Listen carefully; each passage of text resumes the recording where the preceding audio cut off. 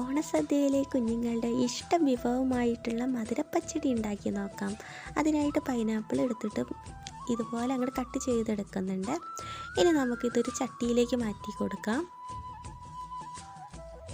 ഇതിലേക്ക് 1/4 ടീസ്പൂൺ മഞ്ഞൾപ്പൊടിയും 1/2 ടീസ്പൂൺ മുളകും പൊടിയും ആവശ്യത്തിനുള്ള ഉപ്പും ചെറിയൊരു കഷ്ണം ശർക്കരയും കുറച്ച് വെള്ളം കൂടി ചേർത്ത് അടച്ച് വെച്ച് വേവിച്ചെടുക്കാം. ഇനി നമുക്ക് അരപ്പുണ്ടാക്കിയെടുക്കാം. അതിനായിട്ട് അരമുറി തേങ്ങയിലേക്ക് 1/2 ടീസ്പൂൺ കടുകും 2 പച്ചമുളകും ആവശ്യത്തിനുള്ള വെള്ളവും ചേർത്തിട്ട് നല്ല പേസ്റ്റാക്കി അരച്ചെടുക്കുന്നുണ്ട്. വെന്ത് വന്ന പൈനാപ്പിളിലേക്ക് അരപ്പും കൂടി ചേർത്തിട്ട് ഒന്നങ്ങ് തിളപ്പിച്ചെടുക്കാം കേട്ടോ. ഇനി അടുപ്പത്തുനിന്ന് മാറ്റി വെച്ചതിന് ശേഷം ഒരു 2 ടേബിൾ സ്പൂൺ തൈരും കൂടി ചേർത്ത് കൊടുത്തിട്ട് നല്ല അങ്ങ് മിക്സ് ചെയ്യാം. ഇതിലേക്ക് കടുകും വറ്റൽമുളകും താളിച്ചിട്ട് കൊടുക്കാം കേട്ടോ. അവസാനമായിട്ട് ഇതിലേക്ക് കുറച്ച് മുന്തിരിയും കൂടി അങ്ങ് ഇട്ട് കൊടുത്താൽ സംഭവം സെറ്റാട്ടോ. ഇതുപോലെ മധുരപ്പച്ചടി ഉണ്ടാക്കാത്തവരായിട്ട് ആരെങ്കിലും ഉണ്ടെങ്കിൽ ഉണ്ടാക്കി നോക്കൂ.